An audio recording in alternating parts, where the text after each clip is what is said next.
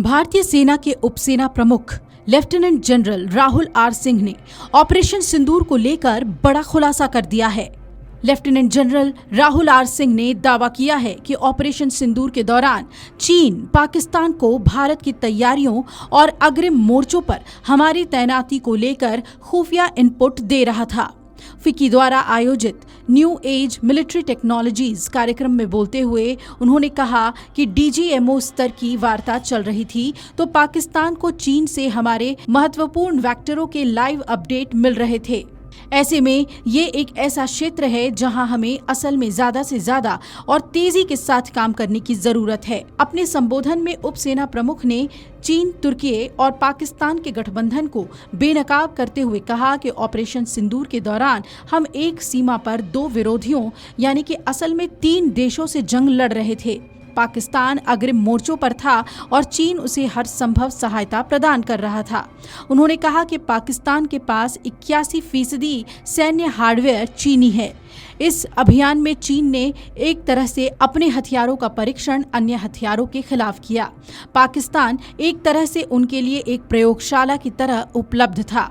तुर्की ने भी इस तरह से सहायता प्रदान करने में अहम भूमिका निभाई। Few lessons that I thought I must flag as far as Operation Sindoor is concerned.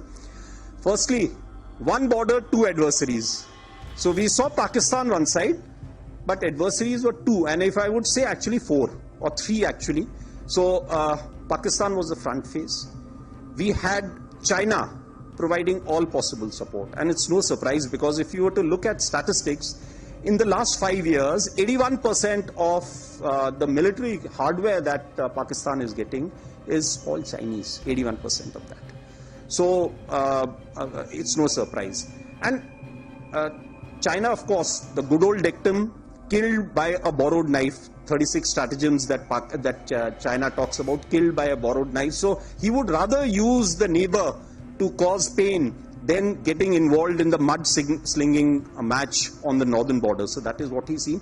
And another thing that China perhaps has seen is that he's able to test his weapons against, say, various other weapon systems that are there.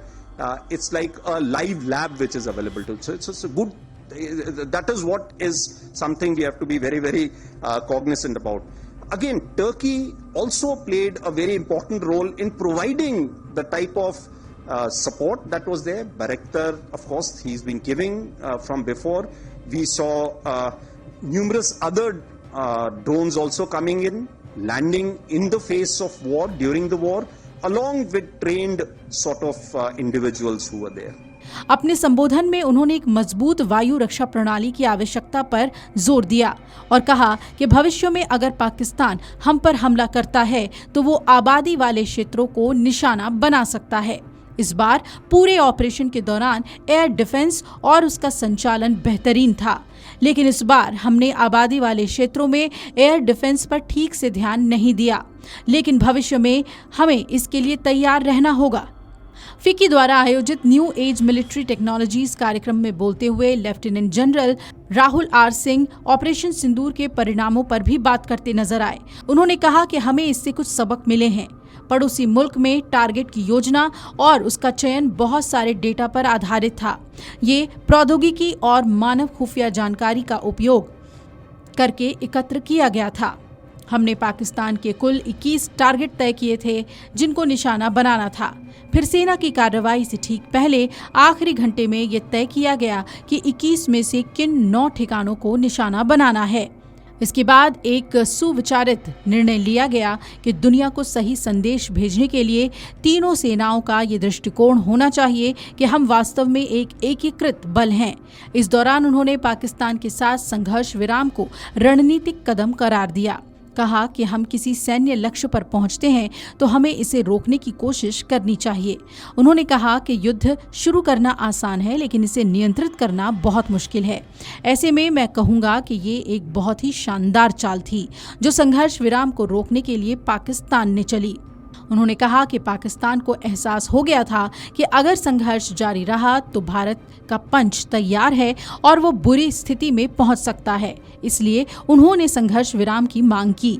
उन्होंने कहा कि इस अभियान के जरिए देश के शीर्ष नेतृत्व ने भी पड़ोसी समेत सभी को साफ रणनीतिक संदेश दिया कि अब पहले की तरह आतंकवादी कृत्यों को सहन नहीं किया जाएगा।